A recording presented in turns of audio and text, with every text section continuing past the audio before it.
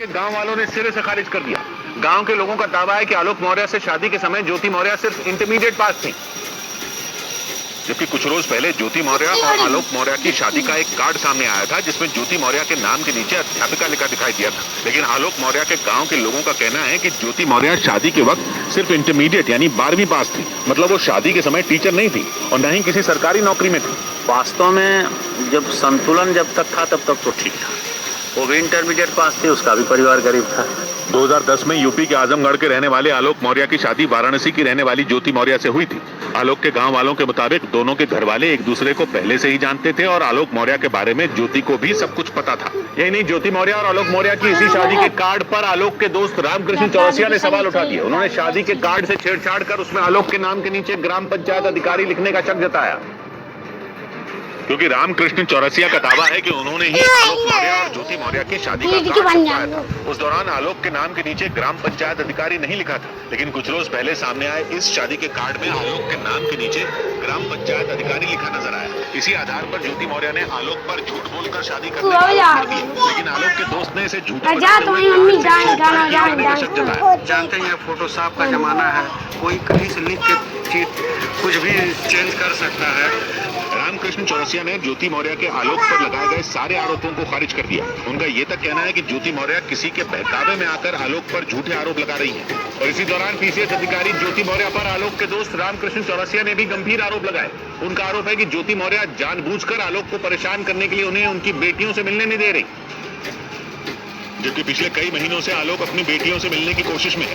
वो लगातार पत्नी ज्योति मौर्य से उन्हें उनकी बेटियों से मिलने देने की मिन्नतें कर रहे हैं, लेकिन आलोक के दोस्त रामकृष्ण चौरसिया का आरोप है कि ज्योति मौर्य उन्हें बेटियों से भी मिलने नहीं दे रही। मिलना तो दूर, वो उनसे बात तक नहीं करने दे रही। बच्चों को मिलने दिया जाए, वो दोनों बच्चियों से मिलने के लिए काफी परेशान थे, जिसलिए हमने भी रिक्वेस्ट किया कि मिलने दिया जाए, बात करने दिया जाए।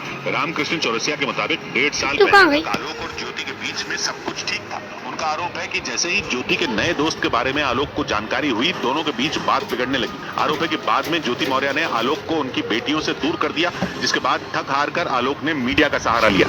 और इस बीच आलोक के दोस्त रामकृष्ण चौरसिया ने यह भी दावा किया कि कुछ साल पहले आलोक के पिता ने यूपी के प्रयागराज में ज्योति मौर्य के नाम लाखों की जमीन खरीदी थी, जबकि एसडीएम ज्योति मौर्य ने शादी के बाद आलोक मौर्य पर दहेज मांगने का आरोप लगाया और नहीं देने पर आलोक मौर्य पर प्रताड़ित करने का भी आरोप पड़ा। लेकिन इस मामले में नया मोड़ तब आ गया जब आलोक के दोस्त रामकृष्ण चौरसिया ने एक सनसनीखेज दावा किया। उनका दावा है कि ज्योति मौर्य के एसडीएम बनने के बाद आलोक के पिता राम मुरारी मौर्य ने उत्तर प्रदेश के प्रयागराज में करीब 50 लाख रुपए की जमीन उनके नाम पर ली थी। रामकृष्ण चौरसिया के मुताबिक उस दौरान आलोक के पिता प्रिंसिपल के पद से रिटायर हुए थे और उन्होंने सारा पैसा जमीन में लगा दिया था। 40 से 50 लाख रुपया ऑन रिकॉर्ड खाते में ट्रांसफर किया है इनको, उसके खाते में ट्रांसफर किया। उस पैसे से मकान आलोक मौर्य ने मनीष दुबे की होमगार्ड मुख्यालय में शिकायत भी की थी, लेकिन अब होमगार्ड कमांडेंट मनीष दुबे का एक वीडियो सामने आया जिसमें उन्होंने आलोक मौर्य पर बड़ा हमला बोला। वीडियो में मनीष दुबे ने आलोक मौर्य के उस दावे पर सवाल उठाए जिसमें उन्होंने पत्नी ज्योति को पढ़ा लिखा कर अधिकारी बनाने का दावा किया था। हालांकि विवाद में अपना नाम आने से वो परेशान भी दिखे।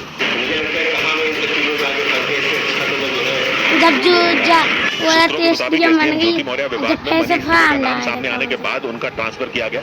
उन्हें यूपी के महोबा में होमगार्ड का जिला कमांडेंट बना दिया गया।